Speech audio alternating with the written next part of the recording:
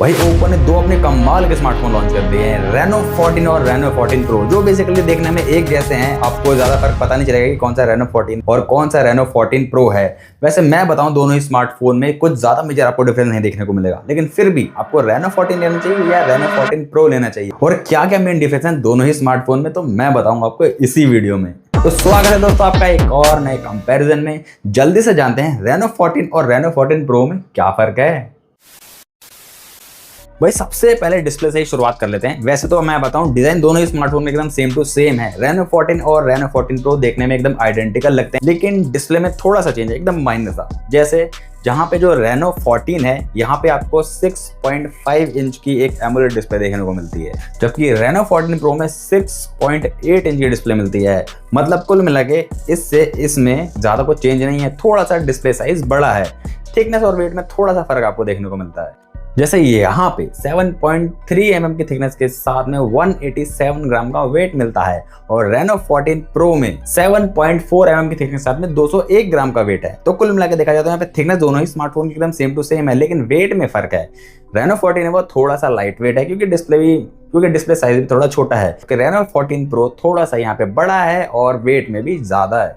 बाकी दोनों ही स्मार्टफोन की और डिस्प्ले में एकदम स्पेसिफिक एकदम सेम टू सेम है, दोनों में ही कुछ ज्यादा फर्क नहीं है।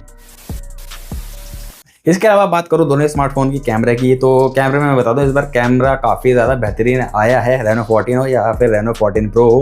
और दोनों ही स्मार्टफोन में आपको एक ट्रिपल रियर कैमरा सेटअप देखने को मिलता है, और जो सेटअप है काफ़ी ज़्यादा बेहतरीन है। पहली बात तो ये है कि इस बार जो बेसिक वेरिएंट है रेनो 14 है, इसमें भी टेलीफोटो लेंस है, और रेनो 14 प्रो है, इसमें भी टेलीफोटो लेंस है। तो जो मेजर डिफरेंस है कैमरे में इतना नहीं देखने को मिलता है, लेकिन फिर भी एक डिफरेंस है कैमरे में, वो मैं आपको बताता हूँ। जैसे दोनों ही स्मार्टफोन में एक ट्रिपल रियर कैमरा सेटअप मिलता है। जो मेन प्राइमरी कैमरा है दोनों ही स्मार्टफोन में 50 मेगापिक्सल का है। एक अल्ट्रा वाइड एंगल लेंस है दोनों ही स्मार्टफोन में, जिसके रेजोल्यूशन अलग अलग हैं। जैसे रेनो 14 में ये आपको 8 मेगापिक्सल का मिलता है, जबकि रेनो 14 प्रो में ये आपको 50 मेगापिक्सल का मिलता है।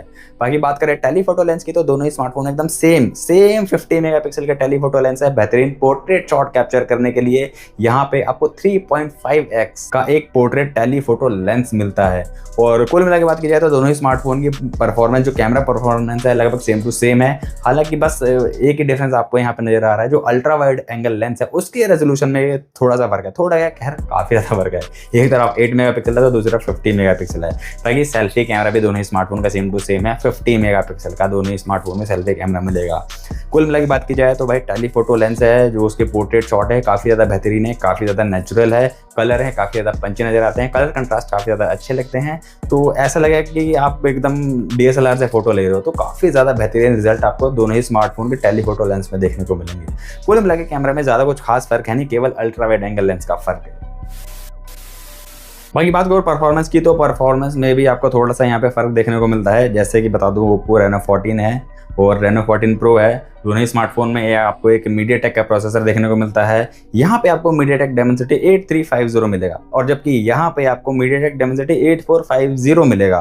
और बात करूँ इनकी मतलब परफॉर्मेंस की, तो परफॉर्मेंस जी हाँ बिल्कुल आपको डिफरेंस देखने को मिलेगा, लेकिन इतना भी ज़्यादा डिफरेंस नहीं देखने को मिलेगा कि मतलब कोई भी फोन आंख बंद करके लिया जा सकता है। वैसे मैं आपको बता दूँ, CPU स्कोर हो, GPU स्कोर हो, ANTUTU स्कोर, हर जगह थोड़ा सा बेहतर परफॉर्म करता है डायमेंसिटी 8450 अगर इसे कंपेयर करें ओप्पो रेनो 14 से, लेकिन इतना कुछ बहुत बड़ा फर्क है नहीं। बाकी दोनों ही स्मार्टफोन में एक X1 चिपसेट है और इन प्रोसेसर के अलग, जो दोनों में ही देखने को मिलेगा, जो फोन की परफॉर्मेंस को और ज्यादा एनहांस करता है, आपको दोनों ही स्मार्टफोन में देखने को मिलेगा। इसके अलावा बात करें इनकी बैटरी और चार्जिंग की, तो एक तरफ 6000 mAh की बैटरी है, तो दूसरी तरफ 6200 mAh की बैटरी है। दोनों ही स्मार्टफोन में 80 वॉट की सुपर फास्ट चार्जिंग आपको देखने को मिलेगी। तो कुल मिला के केवल कह सकते हो आप 200 mAh की बैटरी का फर्क है, और उसमें भी आप इस फर्क को नहीं मानो तो अच्छा है, क्योंकि इसकी डिस्प्ले भी ज्यादा बड़ी है, तो बैटरी लगभग बराबर कंज्यूम करेगी। 6000 mAh और 6200 mAh लगभग सेम चलेगी। भाई कुछ AI के फीचर है, जैसे AI editor, AI summary, AI group foot, AI translator, AI studio और जेमिनी लाइव। ऐसे जो बेहतरीन AI के फीचर आपको दोनों ही स्मार्टफोन में कॉमन देखने को मिलेंगे, कोई ज़्यादा खास फर्क आएगा नहीं। अब फर्क आएगा दोनों स्मार्टफोन की प्राइसिंग में दोस्तों यहाँ पे मैसिव फर्क आपको देखने को मिलेगा। मैं आपको एक अंदाजा ही बता देता हूँ। यहाँ पे जो रेनो 14 है, लगभग समझ लो आपको 36, 37, 38 हज़ार रुपये की रेंज में ये वाला फोन मिल जाएगा, जबकि रेनो 14 प्रो में लगभग कह सकते हो आप 10,000 रुपये का फर्क है। 10,000 रुपये बेसिकली बहुत होता है, 10,000 का तो एक नया अच्छा फोन भी आ जाता है।